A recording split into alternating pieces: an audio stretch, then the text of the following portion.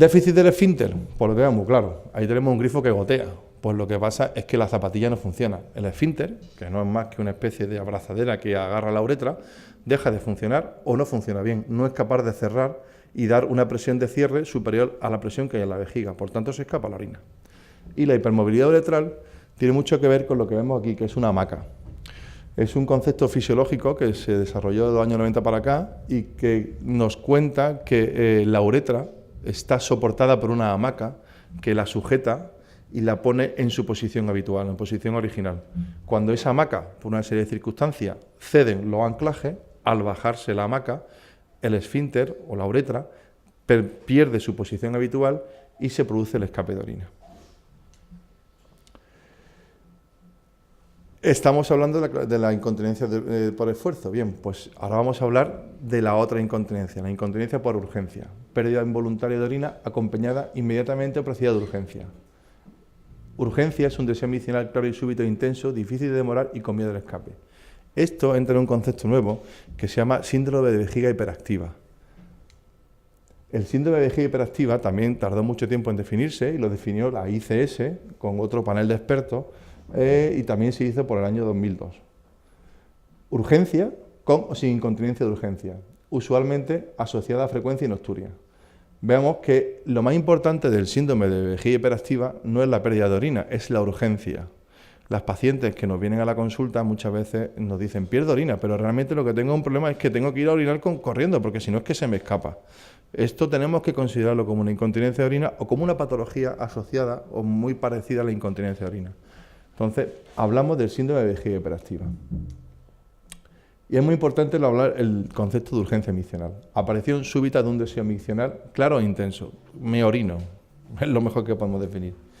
Es una sensación anómala, extrema, y que persiste hasta que el individuo consigue miccionar o hay un episodio de incontinencia de urgencia.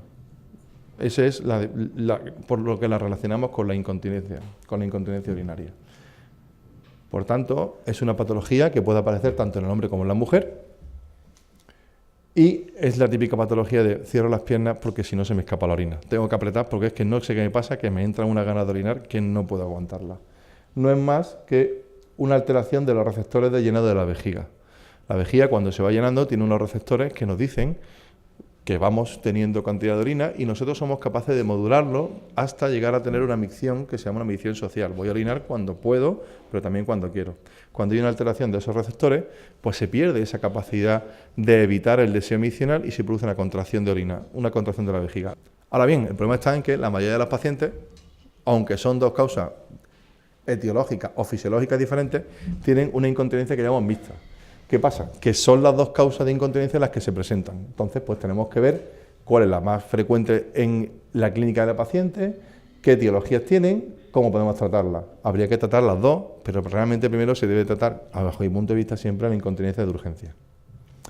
¿Cuáles son las causas que puede tener tanto una como otra? Habitualmente son muy parecidas. La edad, como hemos visto antes, la foto de la señora mayor, pues es muy normal que tenga incontinencia por la edad que tiene. La historia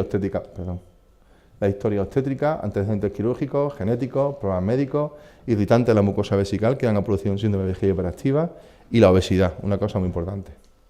La edad. Aumenta la expectativa de vida. La esperanza de vida en 1970 en una mujer era de 72 años. El problema es que la esperanza de vida en el 2010 de una mujer está en 84 años. Por tanto, cuanto más va creciendo la edad, la expectativa de vida, pues más facilidad tenemos para tener una incontinencia. La historia obstétrica. Esto es una cosa muy importante. Pasa que detrás mía viene un ginecólogo y a mí me da miedo hablar de ello. Pero bueno, el número de embarazos es importante. Los embarazos hay que prepararlos para que no desencadenen, pero se sabe que el número de embarazos es uno de los desencadenantes de la incontinencia. La consecutividad de esos embarazos. El parto. Es muy importante prevenir un buen parto. Dentro de eso, la episiotomía. Es una de las cosas que hay más controversia en la literatura médica sobre si hay que realizarla o no. Luego nos podrán aclarar. Pero realmente yo me da miedo decir que no, porque luego hay muchos ginecólogos que defienden que hay que hacerla. Lo que pasa es que también se sabe que provoca muchos defectos del suelo pélvico que provocan incontinencia. La menopausia, el estado estrogénico de la vagina, va a ser muy importante para que ese esfínter funcione bien, el esfínter uretral funcione bien. Antecedentes quirúrgicos, la histerectomía vaginal o la histerectomía abdominal también está desencadena incontinencia, tanto por alteración de la musculatura del suelo pélvico, también como la alteración de los receptores nerviosos que pueden hacer que esa vejiga se vuelva hiperactiva, porque al hacer una histerectomía también lesionamos los nervios que pueden entrar en la vejiga.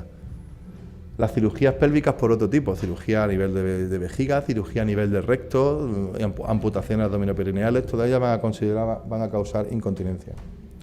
Y los antecedentes médicos, muy importantes, la hipertensión y sobre todo la diabetes.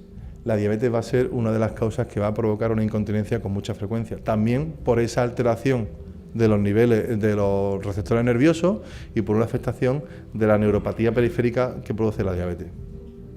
Las enfermedades neurológicas, los accidentes cerebrovasculares, la esclerosis múltiple, la enfermedad de Parkinson. Muchas enfermas de Parkinson, uno de los primeros diagnósticos que le llevan al médico no es su Parkinson precoz que tienen o su primera estadio del Parkinson, sino la incontinencia urinaria que no saben por qué se le está desarrollando. Y suelen ser también pacientes que tienen vejiga hiperactiva.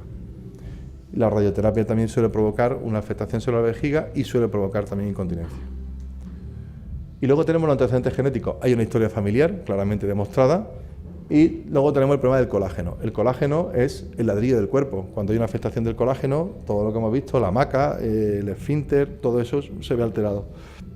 Y este colágeno está demostrado que hay varios tipos de colágeno en el cuerpo y uno de ellos se ve más afectado cuando hay incontinencia urinaria. Ante esto no podemos luchar porque no podemos cambiar el colágeno del cuerpo, por desgracia.